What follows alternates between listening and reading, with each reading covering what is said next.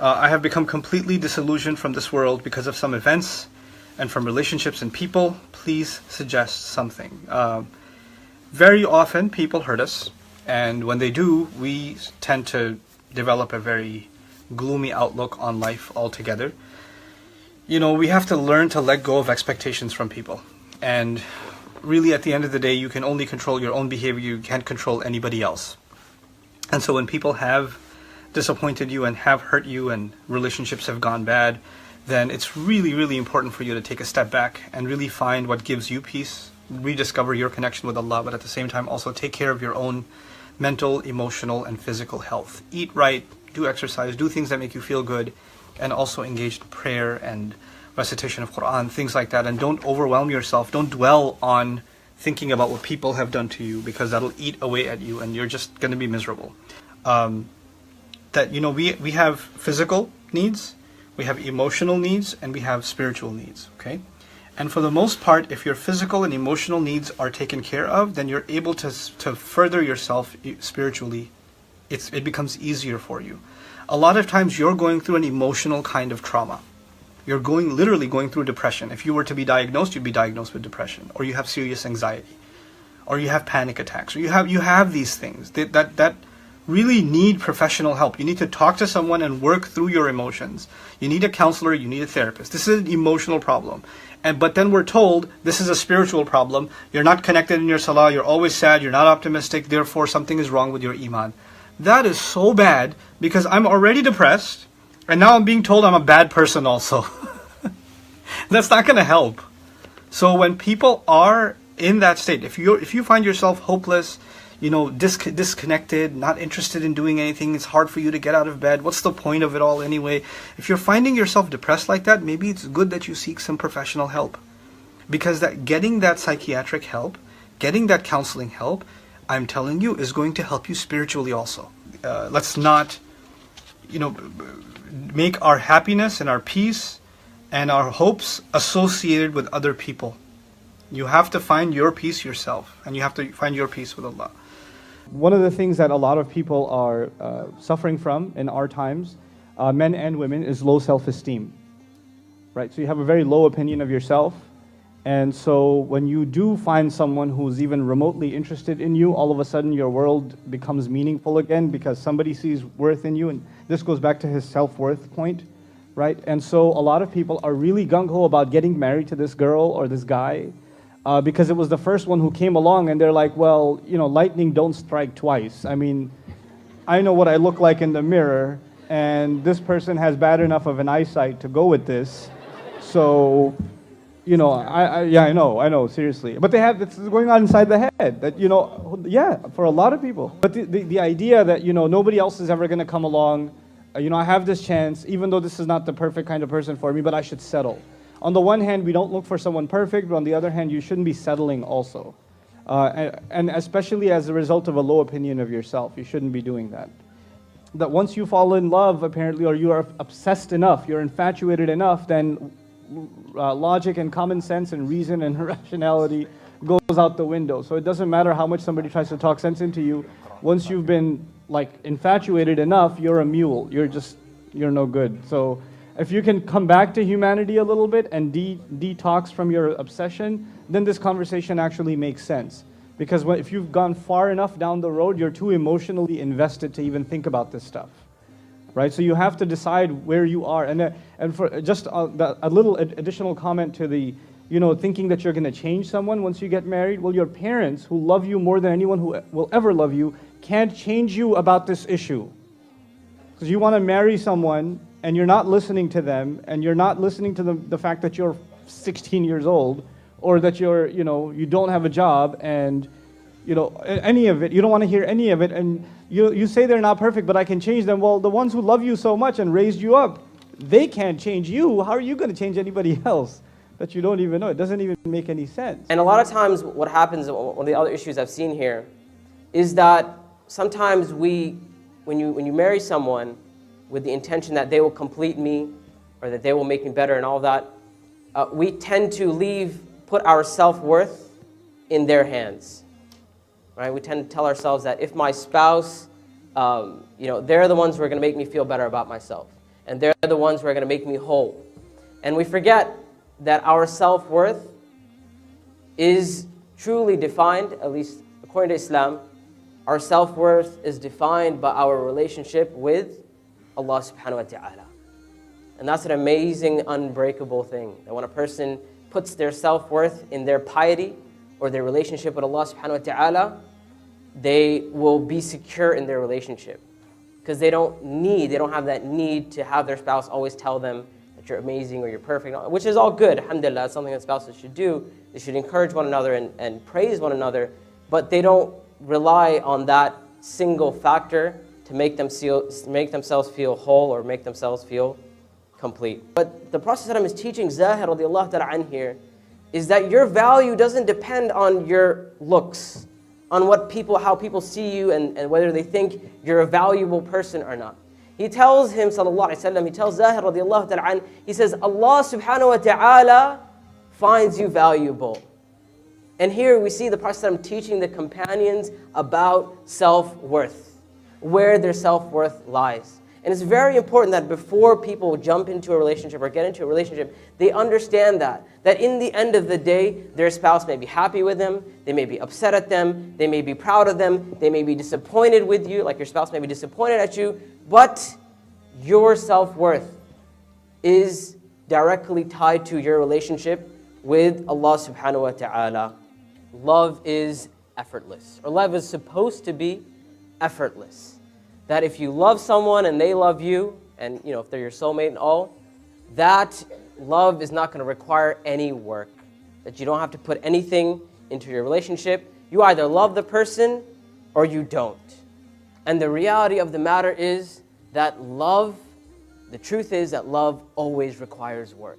And that's love in your relationship, not only with your spouse, it's with anyone who you love, right? Even your parents, who you have that natural inborn love, you can increase that love, you can strengthen that love by being obedient to your parents, for example, right? Doing things for your parents, being kind, generous to your parents, or you can decrease that love by being disrespectful to your parents and things like that.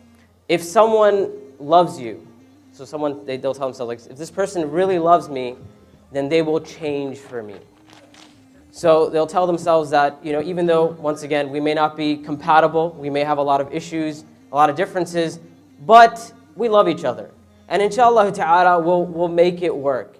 And I know, like, there's things I don't like about her, but I will change her, inshallah. And out of her love for me, she will change. Or she may be telling herself, out of his love for me, it will change. And as they say, love conquers all, right? Have you guys heard that? Love conquers. So they say, you know what, we'll get through all of this because of our love. And subhanAllah, this is once again one of the main issues that I've seen, is that when people get over that infatuation stage, they realize that it's very, very hard to change someone else. And it's really that person who has to want to change themselves. And once you're no longer infatuated with the person and you're past that honeymoon stage or whatever they call it, 5, 6 months, 4 months, 2 months, depending on who you ask, right? Once you're past that stage, it's very difficult. So I always tell young couples, I say, listen, this person, the way they are in front of you right now, the way you see them, marry them, keeping in mind or telling yourself that they're never going to change. And if you're happy with them the way they are right now, then go ahead and get married. But don't make the assumption or don't assume that they're going to change, or don't tell yourself that, yes, one day this person will change. Infatuation equals love, or not being able to distinguish between infatuation and love. Infatuation is the initial feelings of lust and attraction and those butterflies in your stomach, which most people tend to confuse for love. They tend to think that that initial feeling when you look at someone and your eyes meet someone and you feel butterflies in your stomach, and in your head there's like a Bollywood movie going off in the background, and you're in the field somewhere running through or something like that. That is what most people tend to think. They think that is love. And yeah, it's kind of weird. It's a little bit weird. But that is actually infatuation. Those are the initial feelings that you have towards someone. Love, on the other hand, is something that takes time. So as we know, when a couple, when they get married, Of course, Allah subhanahu wa ta'ala puts love and mercy in their hearts, but that's the birth of the love. And as time goes on, the more you put into love, the love will grow and get stronger. Now, one of the issues I found with this point is that sometimes young people, they will base their decisions regarding the person that they want to marry or the person that they're in love with based off of their infatuation with them. So they may overlook serious issues of incompatibility, for example. So you have a brother and sister who want to get married, and on the face value, like if you were to talk to them, if you didn't know that they were in love or whatever, you would say you two are never compatible. And most likely if they were to go speak to a sheikh or an imam or something like that, or they got some premarital counseling or something like that, it's very likely that the imam or someone would tell them, listen, you guys have a lot of issues that you need to work out before you actually enter into a relationship. So that's the first thing. SubhanAllah, I remember once a brother came up to me, a young brother, and he told me, he said, Sheikh, I'm in love with this girl, all this kind of stuff. And I said, okay, tell me about her. And I know this brother very well. So I was like, okay, tell me about her. And I was like, if you can tell me about her, I'll give you my advice on whether I think, inshallah ta'ala, the two of you will be compatible or not. And then he told me about her, and then I realized that she is very, very different than him. And he was actually a religious brother. She was completely not religious and all of that. And so I said, I told him, I said, listen, what's the deal here? Like, I know this is not like you. If I were to ask you, normally I would never imagine that you would marry someone like this. In terms of like your religiosity or whatever you want to call it, you guys are on very different levels. And then he tells me, he says, you know, Sheikh, I just felt like the first time I met her, you know, it just felt right.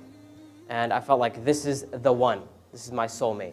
Inshallah, we'll talk about soulmates, inshallah. But he said, this is the one. And I said, okay, let me just ask you one question. I said, think about this question and then tell me what you feel about the decision that you're about to make.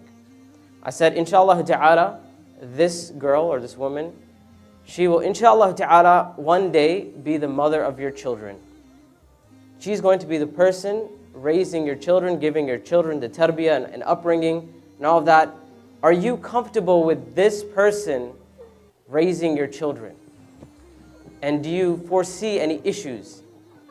And then he thought about it for a while, and I told him, I said, you know, go home, think about it, come back to me. And then he came back to me and he told me, he said, I don't see it. He said, I never thought that far ahead. And that's the problem with infatuation, that we get so blinded by this quote-unquote love that people don't tend to think beyond the attraction that they have initially. Once again, another case study. Someone came to me, I was talking to this couple. They're having issues with one another. And one of the things that I came to realize is that they had very unrealistic expectations from each other.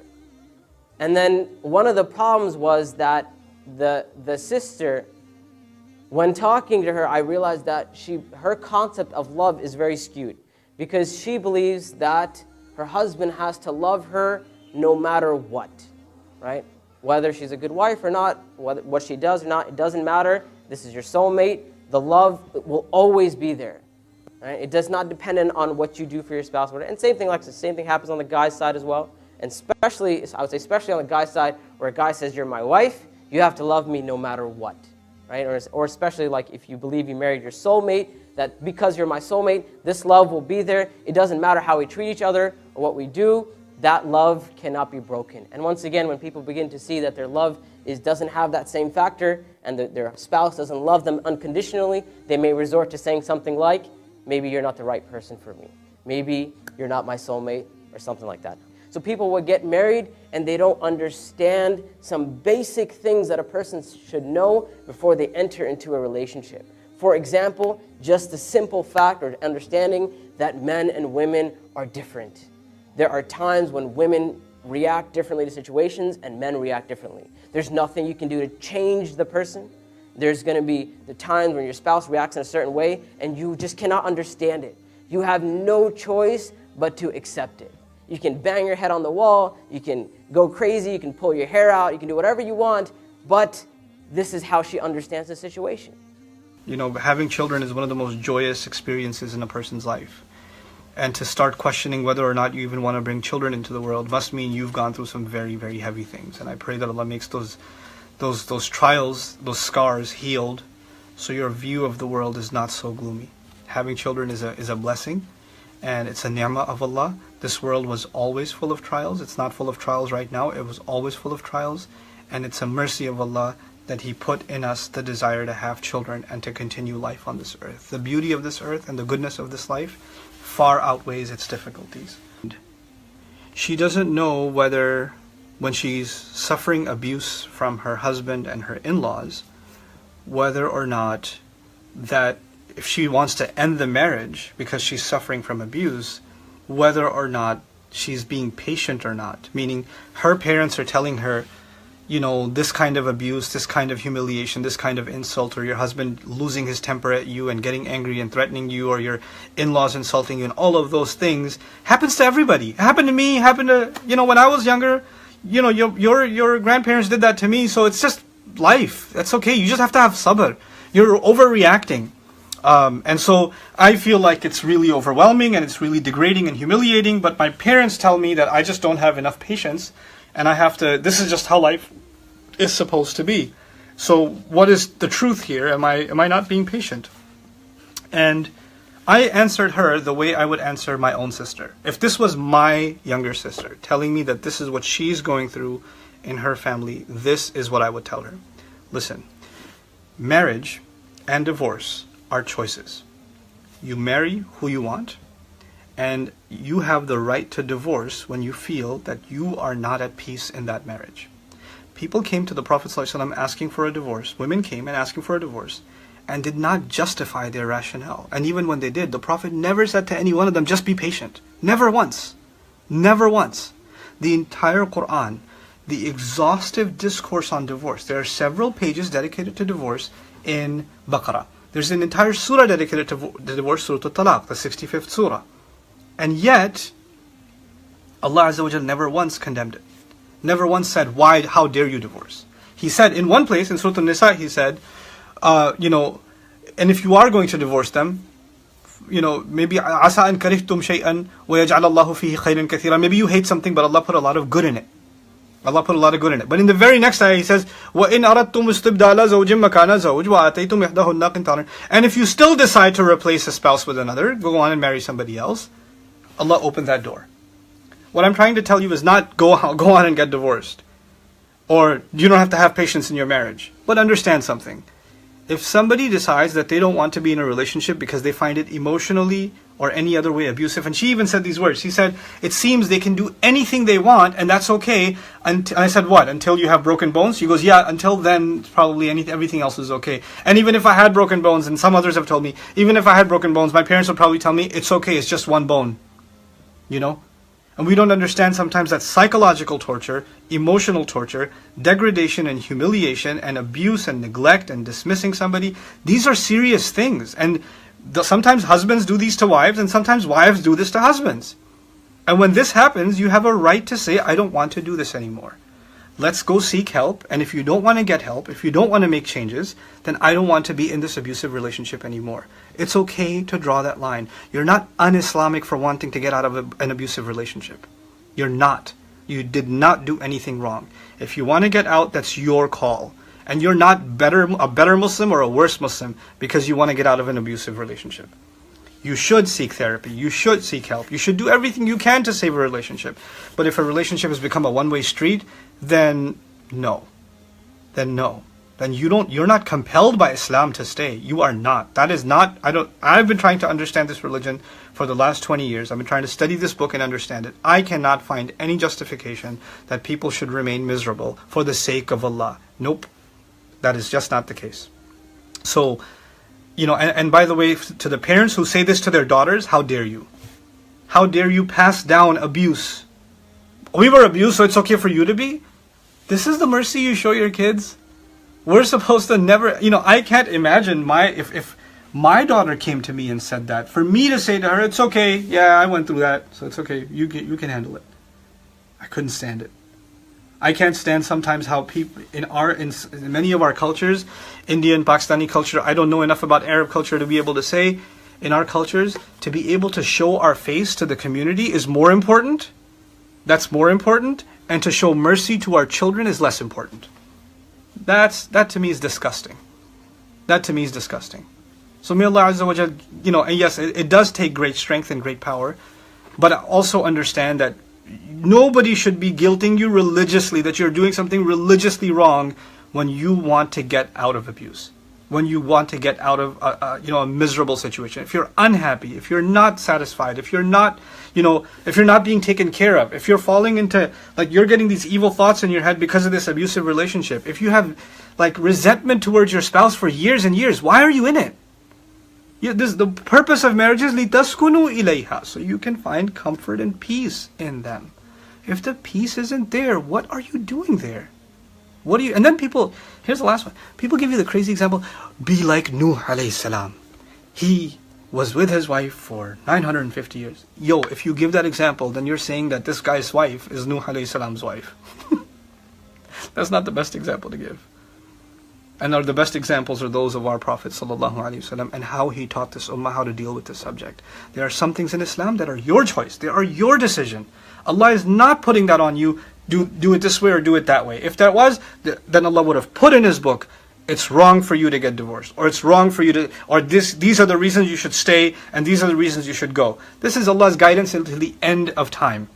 And marriage is the most important institution, and yet Allah gave us free reign in this area, and He gave us the room to make those decisions ourselves. May Allah protect our families, may Allah protect our marriages, may Allah give us the courage and the humility to seek help to protect or to preserve when a marriage is falling apart, and may Allah Azza wa Jal also make us able to get away from abusive relationships.